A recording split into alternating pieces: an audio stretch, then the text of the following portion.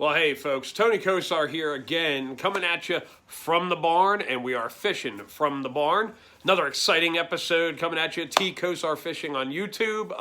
We got the Instagram page up again. It'll kind of be on there back and forth. But as always, please like, share, subscribe to the page. Help us out with the cause of just getting the fishing stuff out there. A little bit of knowledge coming from my head of the crazy things that I do and some of the dumb things I do.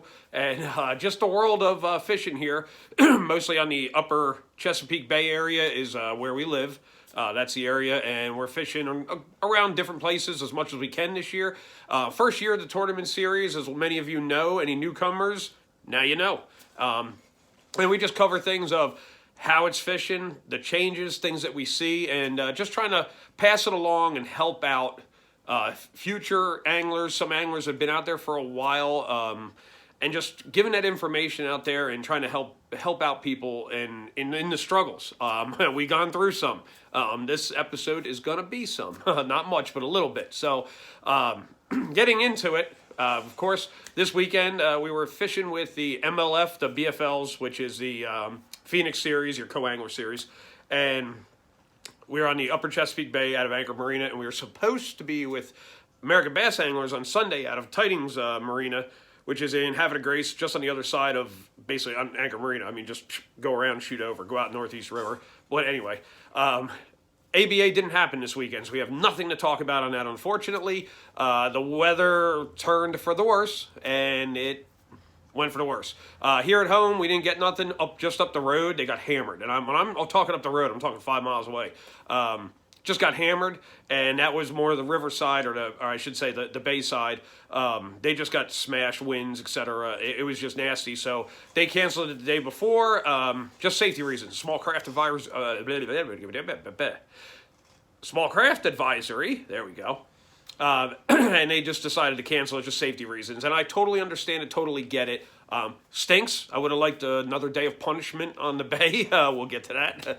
But it is what it is. I mean, there's nothing you can do about it. So we just press on and move on to the next one as soon as it pops up. I don't even know off the top of my head when the next ABA is, but I got it on a calendar. The wife makes up calendars for me because me and dates don't get along. So this is what we do. We're in the barn. So day before that was a Saturday, and it was the 29th weekend of the 29th and the 30th.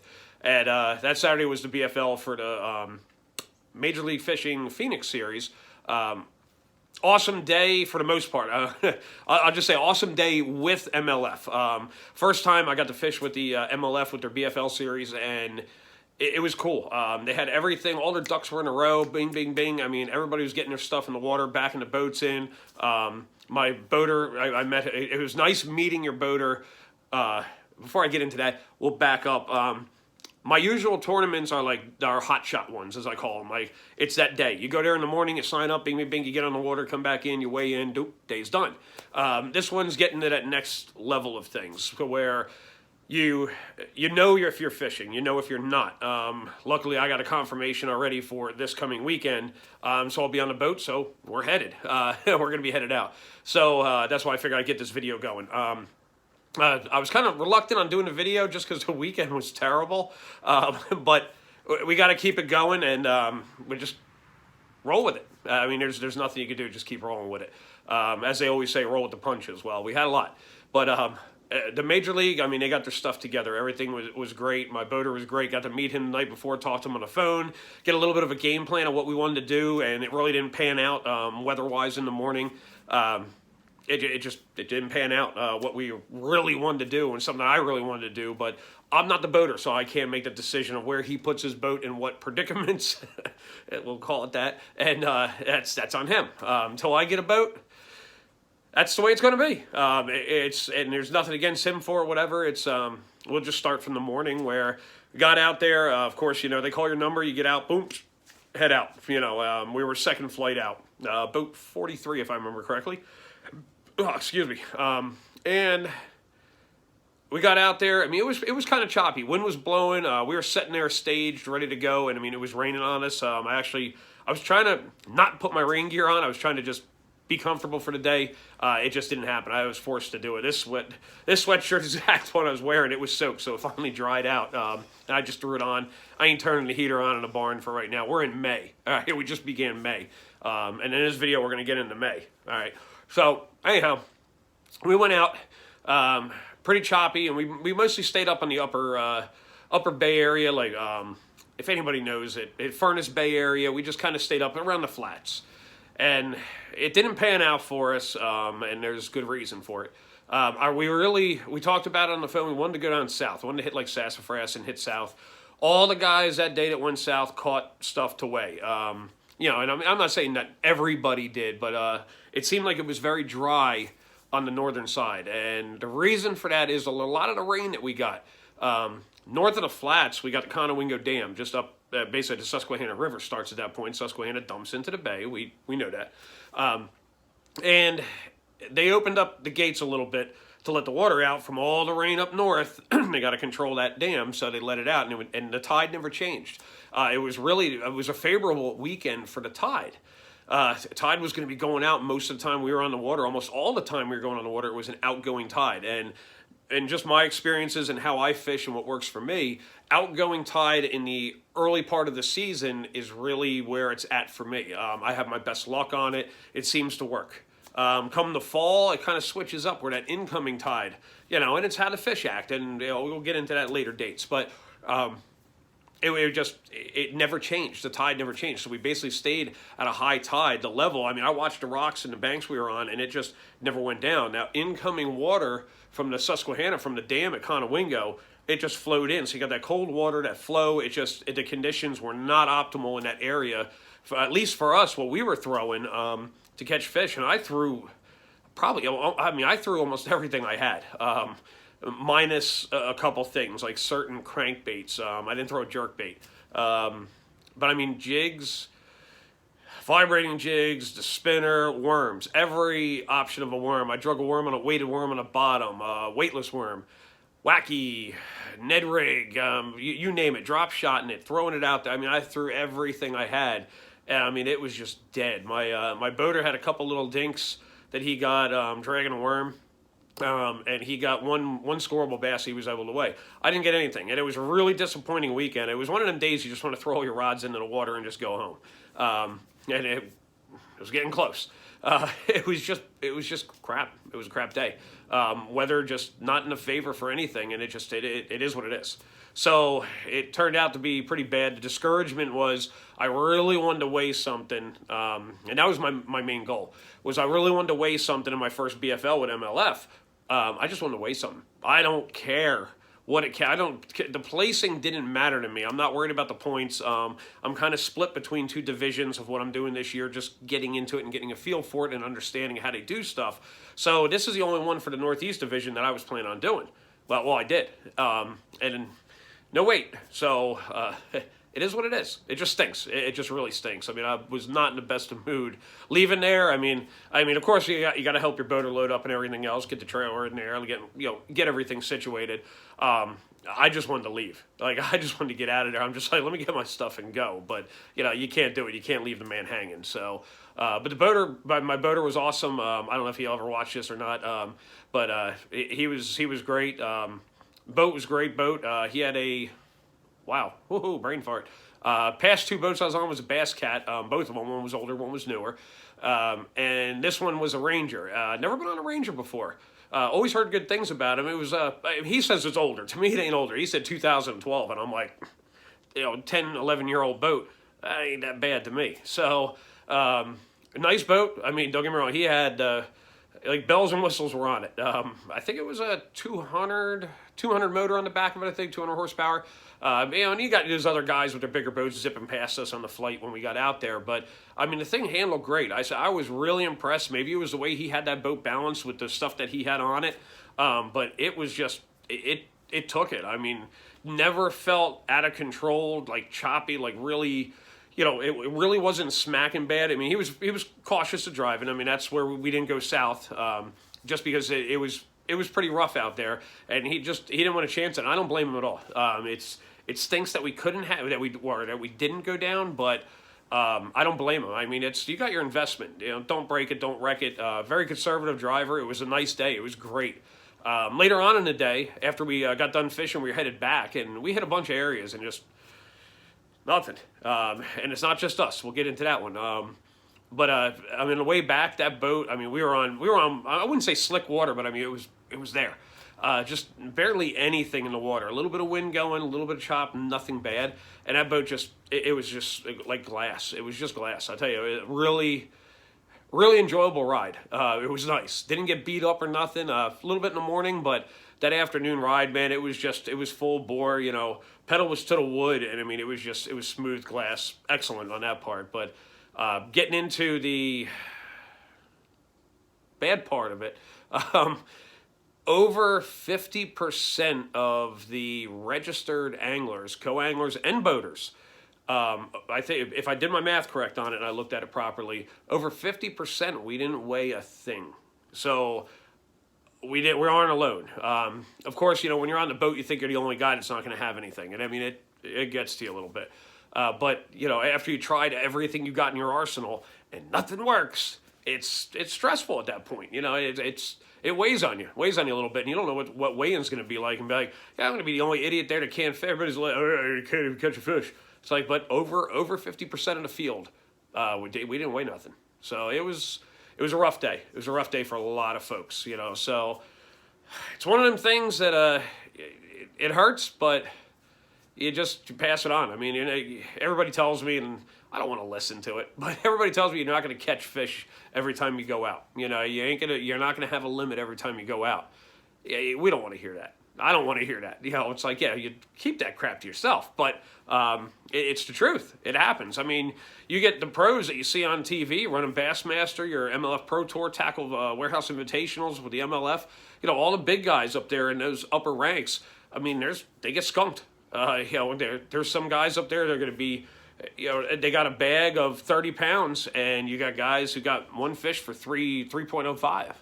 It happens to the best of them, and you just got to bite it off. It's hard to swallow, but you just got to bite it off. So there's that. I don't know what else to tell you on the day. It started out rainy. It got better. It wasn't a beautiful day, but it got better. So this weekend, we're moving on. We're going to move on. We're to the same thing, the BFL with the Major League Fishing Series down in Potomac River again. Potomac River I like. I don't know. I have a knack for that one, it seems. I like it. It's just I like when we go out of Smallwood, the marina down there at Smallwood State Park in Marbury. The people, I'll say it on every video when we go down to Smallwood, the people down there are great. The park rangers are just polite, friendly. Hey, how you doing? It's an excellent experience. And I'm not saying there's nothing wrong with the Upper Bay, but it's kind of like you get down there and you get that nice, warming, small town country setting that, you know, a lot of us love, and we respect that. Up here, you kind of get like that feeling of that like rustle and bustle of like the city life, quick this, that, whatever. Not a lot of people talk. You know, there's a lot of crap talking, but there's not a lot of just. I don't know. It's just a friendly, personal atmosphere. You get it, but you don't. It's not the same. Just down there, it's just different. It's just different. And I tell you, if you get a chance to go down, any of them, with the American Bass Anglers, if you do the Phoenix Series with Major League Fishing, and if you just want to go down there for the day, you know, and just fish, it doesn't matter. I mean, if there's tournaments going on, you know, after we go out, you know, drop your boat in. Go out there, just meet the people. I mean, you'll see that atmosphere. It's awesome down there. So that's where we're headed Saturday. With being that they do their online thing where their safety meetings and stuff is online. I don't have to be down there the night before, so we don't have to worry about a hotel and all. We just got to wake up at 2:30 in the morning and rock and roll. So that's what we're going to be doing again. Going down there, I guess we'll get into the bait series of this video. I'm trying to keep these videos a little bit shorter, but I ramble on. So now we're in the month of May coming up, so we'll forget. Last weekend is done. We're moving on, all right? So we're in the month of May now. Finally hit May. Things are, I don't want to say things are warming up, but it is. The waters are starting to get a little bit warmer. The rains and the weather is definitely playing some games. It would be nice if it would just clear up on the weekends. You can rain all week when we're at work. clear up on the weekend a little bit. Give us a break. This weekend doesn't look too bad. It looks like it's partly sunny so far. Things change. We're in the Bay Area. It's like living in Dakotas. Oh, is it going to rain today? Wait 5 minutes. It probably will. It just changes by the minute. So it's a little frustrating at times, but it's the environment we live in. You got to roll with the punches there. I say it again.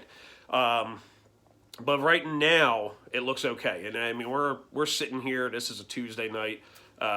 We've still got a couple days left. So anything can happen. It's all up in the air. But for right now, it's looking pretty good. By the end of the week, the temperature, your ambient air temperatures are rising. It's looking good through the day. It's a little bit cooler at night, but that temperature is rising through the day. And if we get that sun beating on that water will hold that temperature. I'm really hoping that when I get out there in the boat and see that temperature, I really want to see those 60s. Last time I was down at Potomac, I mean, we were pushing at 64 to 67 in spots. It was awesome. The bite was on. I mean, it did turn off, but the bite was on. But when it turned off, you could switch over to your finesse game and throw some different baits, and they were still hitting. Not like up here where, bait turned the switch off, and I mean, it was just, you're done. It was just terrible. But down there, it's like that it still goes. And that's an awesome fishery down there. Potomac has got a lot of fish in it. They have a lot of areas that just, the ecosystem is just the perfect breeding ground for bass. It's awesome. Your Mattawoman Creek, I've said it before, that is just a harbor of vegetation and just everything, the oxygen levels. I mean, just everything just seems to work in there. It's just like a biodome, I guess you could say.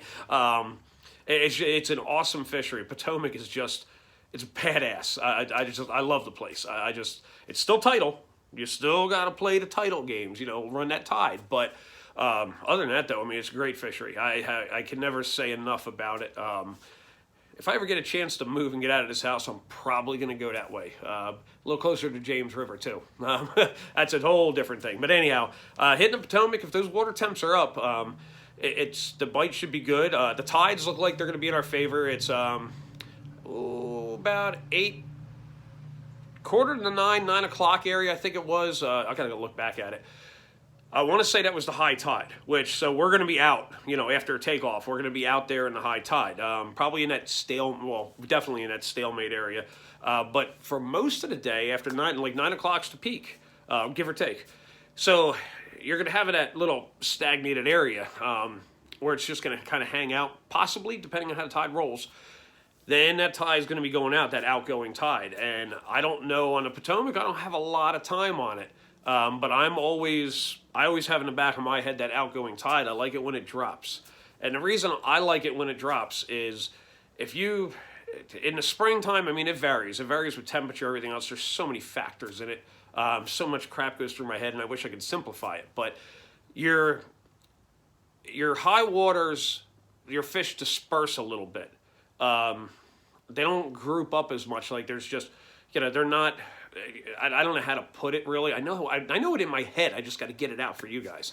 They don't group up. So like the lower water pulls them, and the higher water, it's saying they got more room. The bank is, the banks are deeper. There's different areas.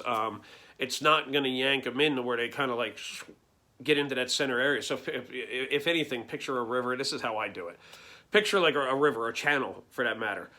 Your high waters, and of course, higher water fish kind of float up. They keep that balance. I don't know how to describe that either. I know it, but I'm trying to figure out a way to break it down to where I guess maybe it's a pressure thing. I don't know. I'm not a fish, but they seem to like to keep that depth. So if that fish is happy in that, say that, I don't know, 2.5 foot depth, we like to be there. That's where we like to suspend and hang out in 2.5 feet. As the water rises, okay, now on your graph, you're going to see, okay, well, if that area is 3 feet, now you went up a foot, so now you're 4 feet, 3.5, 4.5, whatever. So you've added a foot of tide, incoming tide. It's like, well, that fish still wants to be at 2.5, so the fish is still going to come up. It's not going to stay down here all the time. Some do, some don't, but they can rise. So, like, high water, high fish. Low water, low fish. It just, I guess in relative terms, of the depth, that is. So, your fish are going to be whatever you're going for. Most of the time, they're going to hover at that same line, but they might move. You know, and that's how I'm looking at it. And I hope I'm describing this, not confusing the crap out of somebody. I know it in my head. I just got to get it out. In the lower tides, they bunch up, so it's like they'll find that structure and just kind of boom. There's going to be more than one. Like where high tide, you know, you bang a 3.5er, you cast out, boom, 3.5 pound fish, you bring it in. Cast out again, maybe it's got a buddy around, you know, something of that same size, you know, like a, you know, instead of having like you got a group of 4th graders, a group of 5th graders, a group of 9th graders, whatever, you know, in that analogy. Where you may not get that other fish on a high tide. It could be just one fish just hanging out because they're a little bit, you know, they're dispersed amongst themselves for the most part. So that lower tide, I always seem to have that luck, that idea of it pulls them in to where it's like, all right, there might be 3 or 4 3.5 pounders there, so I'm going to throw again. All right, maybe it's that they don't want that bait. That one fish wanted it. Let me throw something different and see if there's something there. And a lot of times you hit that same spot and something else is there. It happened the last time in Potomac. I was throwing a spinner bait in the morning just to cover water. That's all it was to cover water. I didn't think a top water bait was going to work. So I'm like, all right, let me just get something I could cover a lot of water with and just start throwing it. And we went up to the flats, but I'm like, all right, that way I could just chuck a wine, and just cover that area. Like find out, all right, what's my area? Where are they liking it? Where are they liking that current? How the bait's going, et cetera, et cetera. It's a spy bait for lack of better terms, or that term. Just find out what's going on. And it was just hitting. So I stuck with it. I'm just like, well, you know, spy bait or not, we're going to throw it. If it's hitting, we're throwing it. So if the water temperatures are about the same, depending on where we go, I don't know where we're going to go yet. So it's all up to the boater. Luckily, I get to discuss it ahead of time with them. Thankful on that. And then figure out where we're going to go, and I could change up some things last minute if I want to stay up late.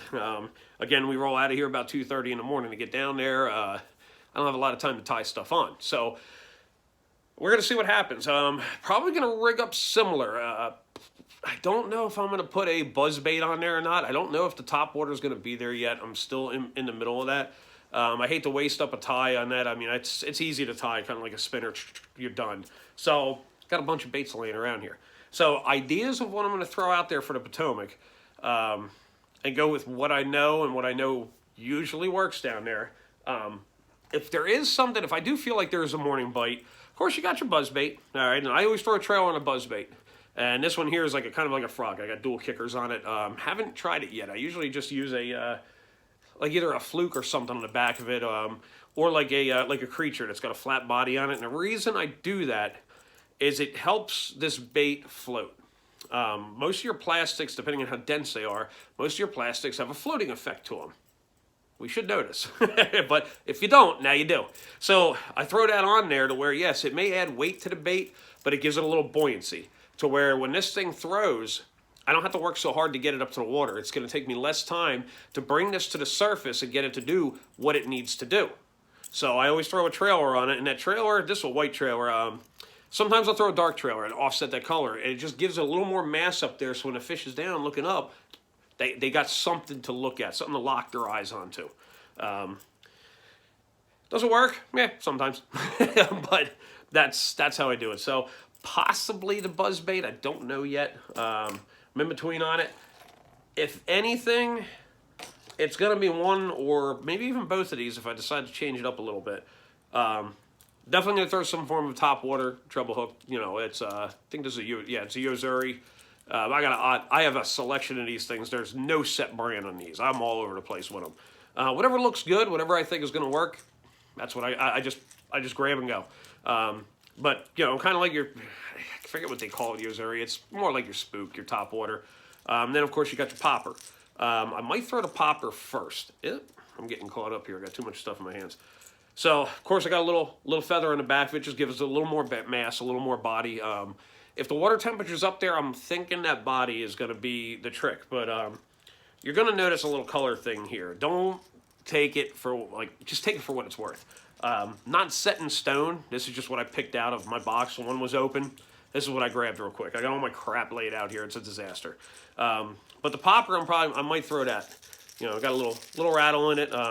We'll see what it does. White has worked for me up there, or down there, I should say, on the Potomac. The last time it was really good. So I'm probably going to fire off today with the lighter color, depending on the water.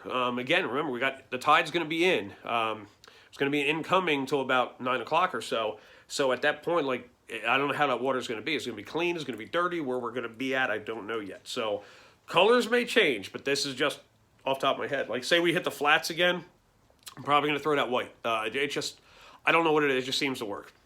I mean, we might be getting some shad. There's things in May. Things are spawning.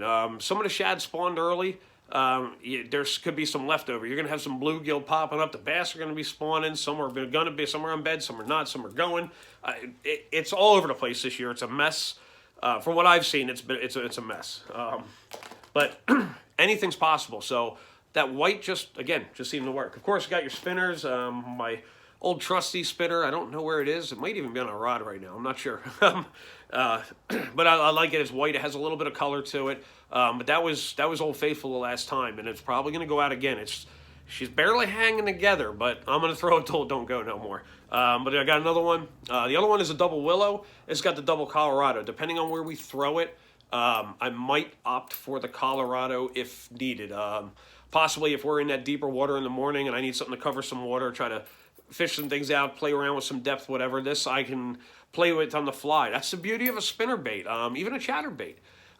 You can use that as your spy bait, so to say, and find where those fish are. Find the depth of where those fish are.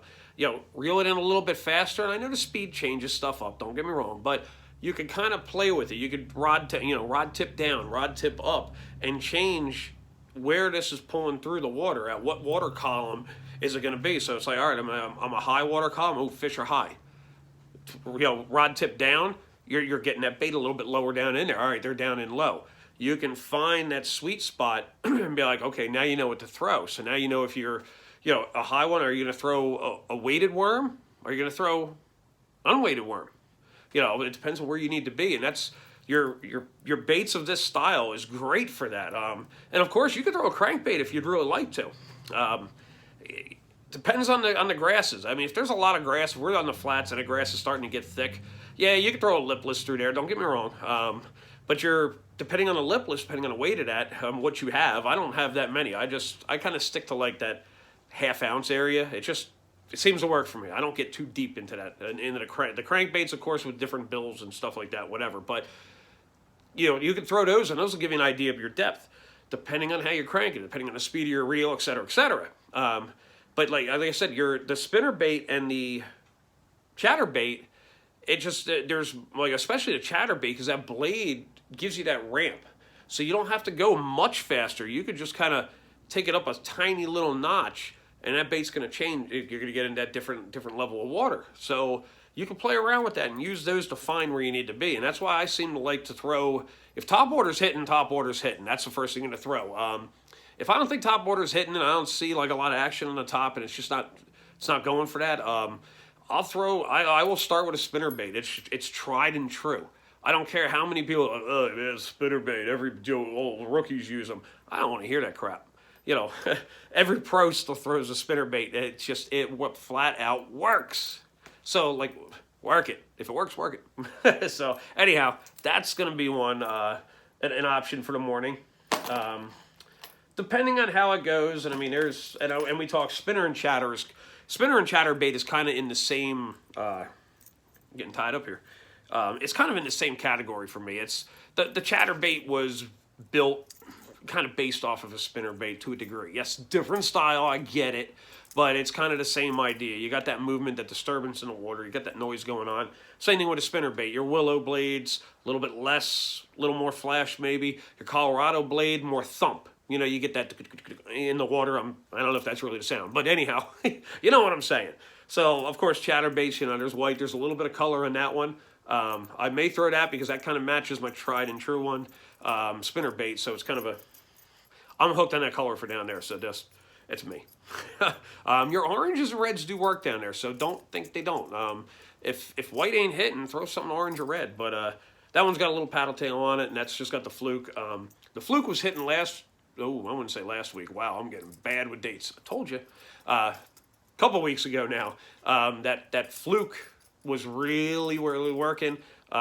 Just with that little straight tail, they were hammering the crap out of it. I haven't thrown this one yet. This is actually a new one, and I threw the paddle tail on there because I do want to try to paddle.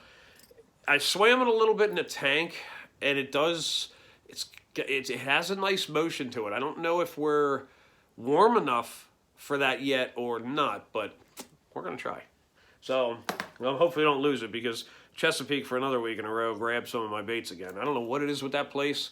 Every time I lose something every time up there. It drives me nuts. But anyhow, it's part of it. So, and we talked a little bit, you know, if you want to throw like a little bit of a square bill or something like that, depending on your depth. I like a square bill. I don't throw a lot of deep cranking baits. I probably should, but I don't. Everything I have is a square. This is actually a bandit. A lot of stuff I have is just a square bill.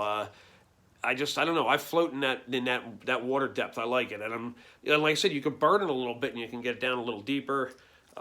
It's all what you like. I don't know what to tell you on that one, but lighter color yet again. A little bit of an orange belly on it, and if I have to, I'll throw it. We'll see. Oh, what else can we do? I mean, I got to change the trailer on this one. This one's kind of like shaddy, but it may work out. But you know, consider an underspin. I know there's a lot of people who do throw them. A lot of people who don't throw them. And there's a lot of variations of the underspin. Underspin just gives it a little bit of a different picture. Your standard spinner, of course, everything's on the top. Your baits on the bottom, spinners are over the top of it. That same picture. That underspin changes that up a little bit. So always consider something different. So throw it. You could throw this like it's got a swim head on it, and it's got the underspin, or you could do a weighted hook. This one's VMC. I'm a VMC fan. And this is just a little spunk shad. I know it's not white. I just picked it out of there. But it's an underspin. It's got a little wire on it. Kind of mimics like a Tokyo rig style with a spinner, but it's still an underspin. You know, and it just kind of comes up. It's got a great swim to it. I was throwing that a little bit this past weekend just to see if they'd bite something different, and no luck. But underspins, that's an option. Give it a little more flash depending on the color. Swim jig, I'm definitely going to throw a swim jig. If we're in the grass, I'm probably going to pull this little critter through there. I'm pretty sure that's got a Kitech on the back of it. I might be a little too warm for the Kitech. It's a very soft plastic, but we'll see how it swims. It'll give me when I see it, it'll give me what I need. But yeah, white swim jig. It's got a little purple in it, a little bit more flash. Something that's like, I don't know what you want to call it, like almost like a pearl in the skirt there. But swim jib, definitely. And again, color of the water may change this. So if anybody's going down there and fishing, or just fishing in general anywhere, that color of the water, the white stuff, if we're in, say, that tide goes out and we're going to be sitting in 3.5 foot of water on a flat somewhere, and the sun's shining, you got good water, and you got some clarity in that water, you're going to be able to see stuff. Yeah, I'll throw the white out there. The white, yes, it's very poppy. Don't get me wrong, it's very apparent, but it can work. There's theories behind that. We'll get into it at a later date when we really dig into the baits, more nitty gritty into the baits. But white, we'll just say that big fish and white go together, and it's just something that you live by sometimes. Some people do. Some people think you're crazy, but white can get some big hooks sometimes. You may not get a lot of hooks, but the ones you get sometimes are pretty big. So then, just because if it does get a little harder, we got some of our hard baits. Before I get into these, let's go over to this. Of course, these, I do not have light color on these. I was playing around with the tank and swimming them, so it was just whatever I had rigged up. But if the day gets a little bit harder, and just in general, I'll probably throw it anyway, your drop shot. Okay, this one is not rigged as a drop shot, and my drop shot, it's in the house right now.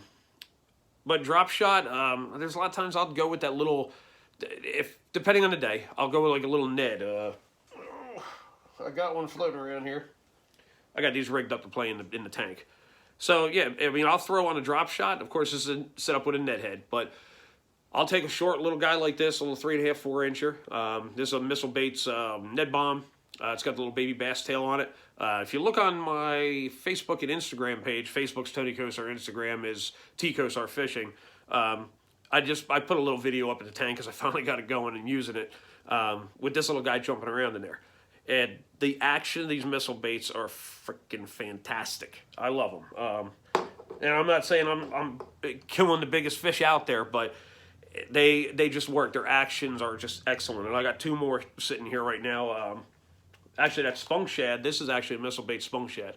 When it's flying in the water, it's fantastic action. Yes, I do use Kitex and stuff. I use a lot of different stuff. I got a zoom sitting in front of me too. It all depends on what it is. Missile doesn't have everything yet. I'm hoping John Cruz starts like really getting out there and changing stuff and making some different things. I asked him to bring back the French fry. I don't know if you've seen the videos or not. Probably not. He's busy. My stuff is down here. He's up here. So I would love if they would come out with a French fry, man. It would be killer. It would be killer. But anyhow, get back to wormies here. So let's switch over to worms on the drop shot for say. This is a missile baits. I think they call it a magic worm. It's almost like a robo worm, trick worm style. It's got its little features on it. Hook that sucker, nose hook that baby on a drop shot. Find your water table, but I mean, I'm going to start off probably around that, I don't know, 12 to 16 inch area is probably where I'm going to have my drop shot set, weight to bait. That rhymes. I like that. That's kind of catchy. It's kitschy if you're from down under. Little weight to bait. I like that. Anyhow, this one's Texas rigged little weighted hook, but probably going to throw something like that on there. If they seem to be going for that bigger worm all of a sudden. So we're going to throw that. I mean, if you want to swim a worm, another missile baits, well, I can't even remember what they call it. It's more of a swim. It's got the tail, a little flappy tail on it. Thing's got awesome action. I mean, one of these days I'll do a video with all these baits little by little in the tank, but that's going to be an option. Your worms hook up. Bass it's known, it's proven that bass, they see a worm, they see something that cylindrical or that, I don't know what you want to call it, but they see that worm shape, they know it's okay. It's kind of embedded in their minds that it's okay to eat that. That's safe. It's a safe food. Like you throw a creature bait in there and they might be like, I don't know about that, or a jig or something like that. You really got to work on that presentation, but the worm is just naturally safe in the back of their minds where it's like, oh yeah, we eat those things all the time. Boom, they're going to hit it. So it's a more calming bait, I guess you could say. I got one hanging here too. I got these things everywhere in here. They're all, like I said, all rigged up playing in the tank, seeing the action. But if things get kind of hard, bass will always go to a ribbon tail. There's always an option on a ribbon tail. Don't count them out. I mean, people think they're old school. You don't see the pros advertising ribbon tails, whatever. Ribbon tail will catch big bass. Don't be afraid to throw a ribbon tail out there. If things get a little hard, or if you're in some clear flat ground, I mean, you can throw it through the grass or whatever, but if you're in open stuff, let that ribbon tail do the work for you. I mean, it'll sit there. If you're in current, man, it'll do it. Just like a little flap tail on the missile. Whoa, I'm dropping stuff. I got mono getting tied up everywhere. That little tail right there, I mean, if that thing is sitting nose down, you got it nose weighted, and that thing's just sitting there, you don't even got to do much. I mean, you could do maybe a little pop here and there, just beep, beep, pull it through. But that current, I mean, tidal waters, we got current 90% of the time. It's almost 100% of the time. It's always there. Depends on how much. But that little tail is always going to be doing something. So you don't have to give it a lot. You could be over presenting that bait when you don't need to. I'm guilty of it. A lot of times I'm guilty of doing that. You think you really got to move that thing. And last but not least, out of my little ideas here, I got notifications going on here. Bowtech Archery. Go away. I can't see me. All right, there we go. So, trying to keep this baby under an hour today. So, of course, some of the forgotten stuff, and I wouldn't say it's always forgotten, but I like these older baits. I like stuff that's proven. And I just like the action of these little guys. Doobies. We talked about them once before. These are these are just ones that I grabbed real quick. They're both Texas rigs, a little Texposed on that side there. A little bit of weight on them. Depends on what you're doing with them. I have some that got the normal tube jig in there. Gives you that weight you're pulling off the top. Just a different action. It's just a different presentation for what you're doing that day. If you're like swimming one, if you're popping one, whatever you're doing. But a tube, depending on the size, depending on what you need, depending on the color. I got blue ones, green pumpkin ones, some flash ones, and of course, white. The white, I haven't thrown much. I threw the blue and the green pumpkin, but I haven't thrown the white that much yet. So I think I'm going to try them out this weekend just to see. You never know. But the little tube, I mean, these things are awesome. They catch fish. I don't care what you say. They will catch bass. Bass will eat a tube. They flat out work. Long as you work them right, that's the key. I can't teach you the presentation over this phone. I can tell you how I do it, but my presentation, your presentation is going to be totally different when we get into that part of the series of stuff. I don't know what we're going to call it yet or when we're going to get to it, but at some point we're going to get to it. But it just depends on what you're doing with it, how you rig it, how you like it, what works for you. You got to find out. I can't tell you that. I can help you along, but I can't tell you. But a tube will flat catch bass. They just work. I don't know what it is. They're friggin' awesome. I love them. I like making them. They're easy to make. You can do so much with it. You can float the suckers with no weight. They can sink, and I mean they are weedless if you set them up right. Even if you got an exposed hook on them, I've thrown the crap out of an exposed hook with no weed guard, no nothing, just a tube jig, open hook, and I mean you could throw them in some crap. Now I mean crap. You can throw them in some crap, and they come back out. It's a great little bait. I mean, never not considered a tube. It works. It may not be the coolest thing. Your buddies or whatever, some young generation guys out there be like, oh man, it's old people stuff, whatever. And I guess I'm old people now. I'm getting there. But at least I look like it when I don't shave. Yeah, a lot of gray coming in. I'm not that old. Don't call me old. But the tubes work. Tubes work. Your older stuff. Never be afraid to go back in time and try something and pick something out. Something that your grandpa has or something, like an older bait. They work sometimes. I got my theories behind it. I don't know if I want to let it out yet and tell everybody what my theories are in that. At some point we will. But for right now, just try different stuff. I mean, if your regular stuff isn't going, your popular stuff, the things you see on TV, the advertisement, everybody's all like the Guggen Baits craze. I'm not a Guggen guy. No, I'll leave it at that. we'll just call it good on that one. But everybody's got to have Guggen. All right, it works. It's marketing confidence to me. Those baits that are pushed and pushed hard. If you're confident in a bait and you believe in the bait, you're going to fish it well. I don't care who you are or what bait it is, what brand. I don't care if it's Zoom, like that ribbon tail I showed you, or the missile baits that I prefer, that I like, the Rapalas that I like. And I mean, I'm all over the place with stuff. I got stuff from everywhere. I got Yamamoto's. I mean, everything has its place. But whatever you're confident in is going to fish well for you. It's in anything. If you like a particular vehicle, you're going to drive it well because you're comfortable with it. You like it. Clothing, everything. I mean, if you're comfortable, you're going to be more natural. It's the same thing with fishing. If you're confident and comfortable with that bait or with that rod, and it's a market, and of course it's a marketing genius out there in the world. They know how to play people. They know how to get to you and how to do it. And I'm sorry for Guggen. I mean, they make a good product. It's just not for me. But they're like I don't know. I'm just picking them out of the crowd right now. I mean, Strike King does it. Everybody, the Berkeley does it. They market for a reason. I mean, they're in business. They're huge for a reason because they're good at marketing. They have paid professionals that market for them. That marketing is getting you into it. Like, oh man, buy this. It's the best bait ever. So if you believe that, if that marketing pitch grabbed you and you're like, oh my God, I got to have that. It's awesome stuff. You just believe in it. It's always going to work for you. It's just a marketing strategy. All these baits that are sitting here, everything that's out there can work for you.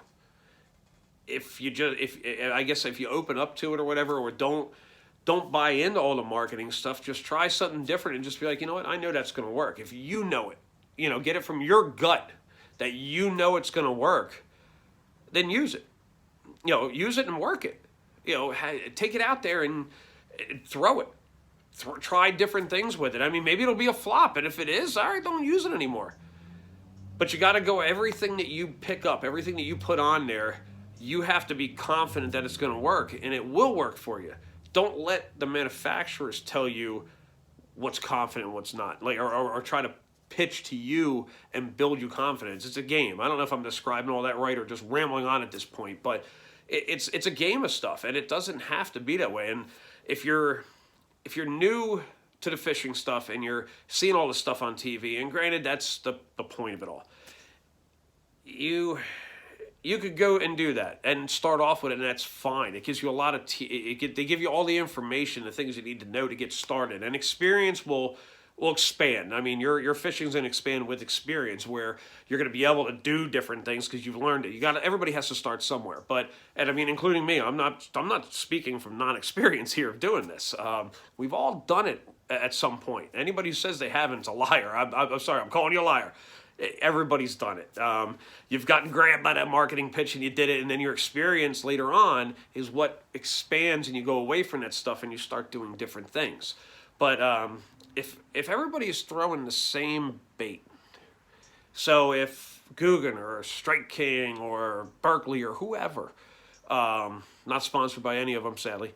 I'm not good enough, I don't think. But anyhow, I like my missile baits. If you haven't seen it, I'll always push.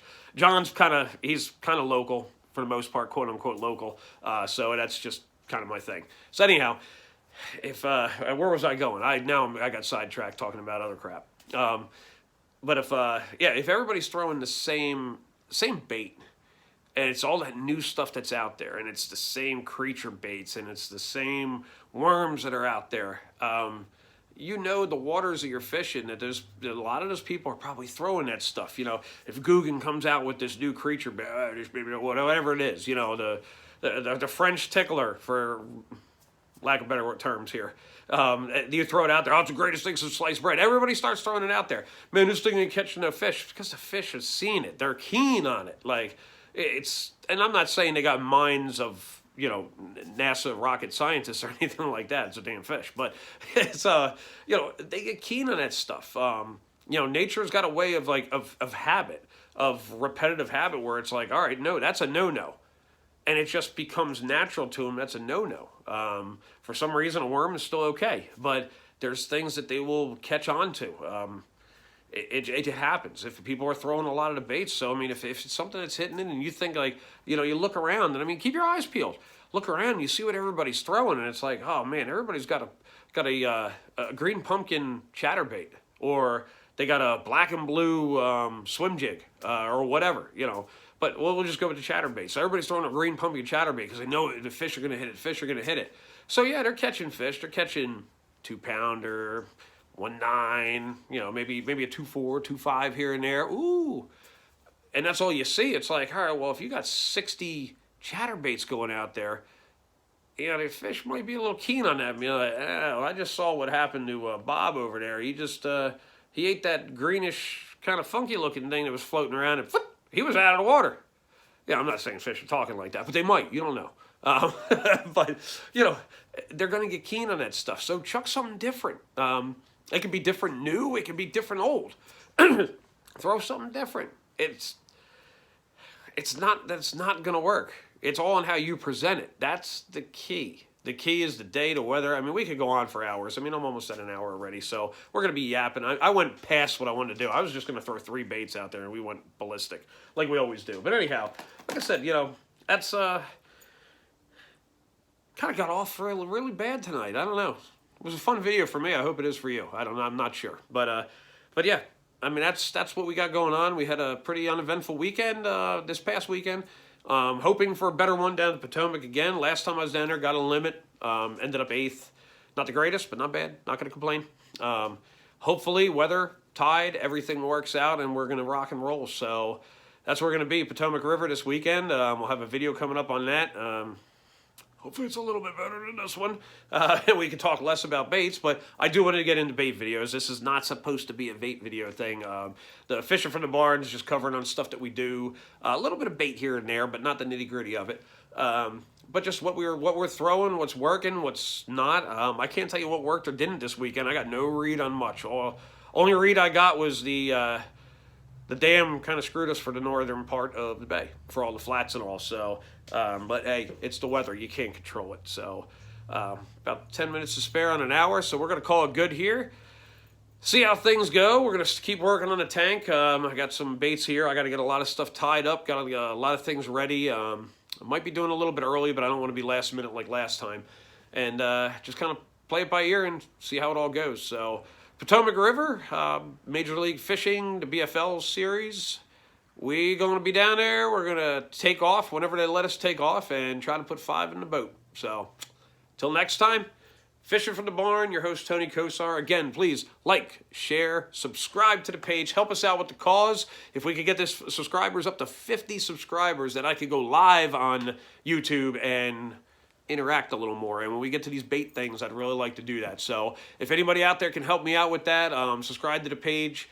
Just let's get to that point and let's get interacting to where it's like, we can start monitoring the comments and really having fun with this. So, and that's what it's all about. It's about having fun, sharing some knowledge, sharing some info. Maybe my stuff works. Maybe my stuff won't for you. I don't know. But, hey, it's out there. I'm not the guy that's going to be sitting there and be like, ooh, everything's a secret. Can't look at my bait. I don't care. There's no secrets out there anymore. It's been done. If you think it hasn't, you're wrong. It's been done. So, till next time, Fishing from the Barn, T. Kosar Fishing. See you on the water.